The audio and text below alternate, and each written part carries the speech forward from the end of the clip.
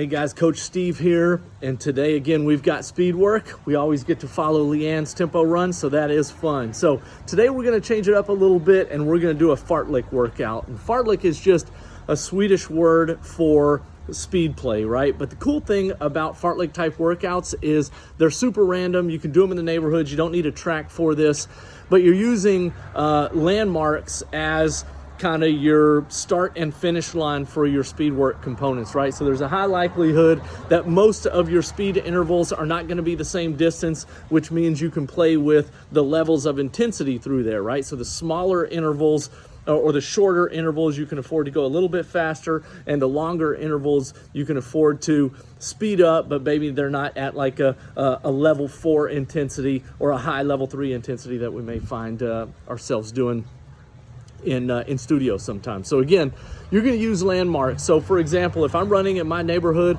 I might say, hey, from this light pole to the next light pole, I'm going to pick it up and I'm going to push it real hard for that, whatever it is. Who knows what the distance is, right? So again, as to where on a track, it's easy to say, hey, I'm going to do a lap, I'm going to rest, I'm going to do a lap and rest, or a couple of laps, or whatever the intervals are.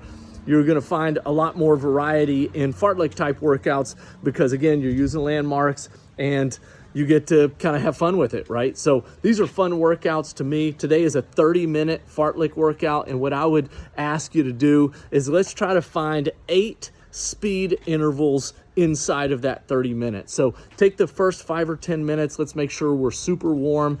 Any type of speed work, you want to spend extra time warming up just to make sure your body's ready to run fast. So you take 5 or 10 minutes, you get super warm, and then you use the last 20 minutes to try to find a good 8 intervals. Again, they're going to vary in distance, they're going to vary in speed. You get to play with that, but then just try to bring it back to whatever that endurance pace is for you. If you're walking, if you're running, whatever, let's just go out and have fun. And what I'm going to ask you to do in the comments below is the fact that we do get to kind of be creative and we get to use different landmarks. I'm going to ask you guys to share below what some of the kind of most creative landmarks was that you used in today's workout. So again, 30 minutes, 8 speed intervals. Make sure you're super warm, and then let me know what kind of fun landmarks you used, and I'll be anxious to hear how it goes. I'm about to go now. Good luck, and we'll talk to you soon.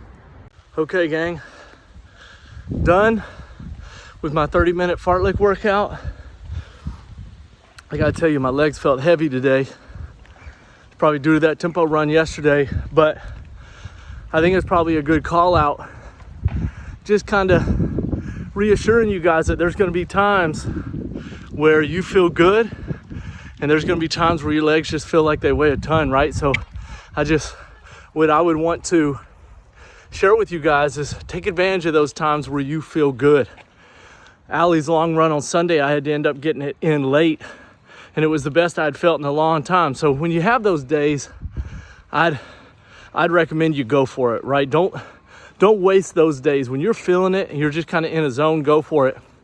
And on the days that your legs feel like they weigh a ton, I think just getting the workout in and checking that box is a victory in and of itself, right? Because you want to stop. You're telling yourself, man, I'll get it in later or something like that.